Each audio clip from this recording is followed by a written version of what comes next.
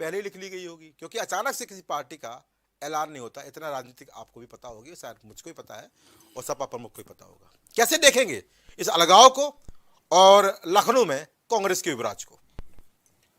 देखिए, आपके बात से मैं सहमत हूँ जी कि अचानक कोई पटकथा नहीं लिखी जा सकती, खासकर राजनीति में। रही बात स्वामी प्रसाद मौर्य जी के समाजवादी पार्टी से इस्तीफा देने की, जी तो ये उनका लोकतांत्रिक अधिकार है। अच्छा, उसका प्रयोग उन्होंने किया है। जी तो उस पर हमारी जितनी प्रयास थे कि हमने कोशिश किया कि वो समाजवादी विचारधारा में आए हुए हैं तो इसको छोड़ के ना जाएं। अच्छा, क्योंकि हमारा चरित्र रहा है। हमारे साथ लोग आए हैं, हमसे अलग हुए हैं, हमको गालियां भी दी हैं, फिर हमारे साथ आए हैं तो हमने उच्च पदों पे बैठाया है उनको। अच्छा, स्वामी प्रसाद मौर्य जी का भी उदाहरण ले लेंगे तो 2014 में उनकी बेटी, जो वर्तमान समय में बदायूं से सांसद है भारतीय जनता पार्टी से, वो माननीय नेताजी के खिलाफ चुनाव लड़ी थी। बिल्कुल लड़ी थी। उसके बाद भी 22 में हम लोगों ने अपने साथ में लिया। उनके पुत्र भी हमारे एक वरिष्ठतम नेता के खिलाफ चुनाव लड़े थे, विधायक का। जी, तब भी हमने उनको अपने साथ में लिया और पूरा सम्मान दिया। जी, हम लोगों ने एक गाइडलाइन बनाई थी जी, पार्टी ने कि किसी के धर्म पे आरोप मत लगाइए या टिप्पणी मत करिए या निंदा मत करिए। तो ये तो गाइडलाइन हमारी है, पहले से सरकार द्वारा भी निर्धारित गाइडलाइन जी, है। जी। उस गाइडलाइन का उल्लंघन हुआ है। जी, उस गाइडलाइन का कुछ हुआ है कि बहुत हुआ रविंद्र भाई?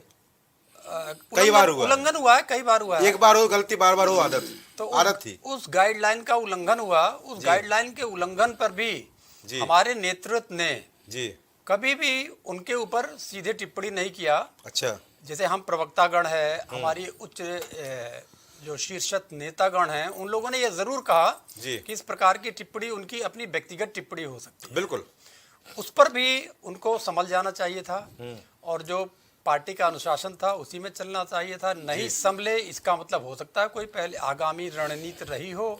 अब वो गए, उन्होंने अपने आपको नुकसान हुआ, फायदा हुआ? नहीं, हमको कोई भी नुकसान नहीं हुआ। कोई नुकसान नहीं हुआ, फायदा हुआ क्या? फायदा जरूर हुआ है। बता दीजिए। फायदा ये हुआ है कि एक धर्म समूह को नाराज कर देते थे रह। क्या बात है। तो यानी आप भी छुटकारा चाहते थे, आप छुटकारा चाहते थे? आप छुटकारा तो किसी से नहीं चाहते। हमारे 3 लोग हमसे अलग हुए, फिर हमारे साथ आए, हमने वरिष्ठतम पदों पे बिठाया।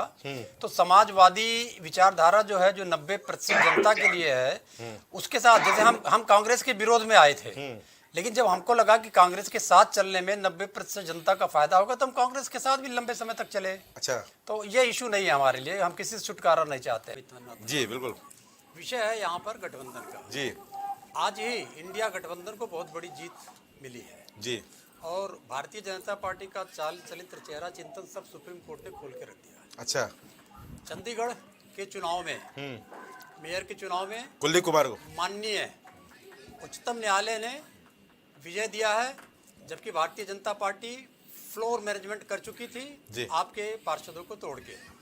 लेकिन माननीय उच्चतम न्यायालय ने कह दिया कि जो पुराना चुनाव होगा वही मान्य होगा। और जो कुलदीप कुमार जी हैं, इंडिया गठबंधन के जो मेयर बने हैं, उन्होंने कहा कि हमारी जीत इंडिया गठबंधन को समर्पित है। अच्छा, आज से कुछ दिन पहले, 2-3 दिन पहले ही माननीय उच्चतम न्यायालय ने फिर बीजेपी का चाल चरित्र, चेहरा, चिंतन खोला जब इलेक्टोरल बॉन्ड पे रोक लगा दी।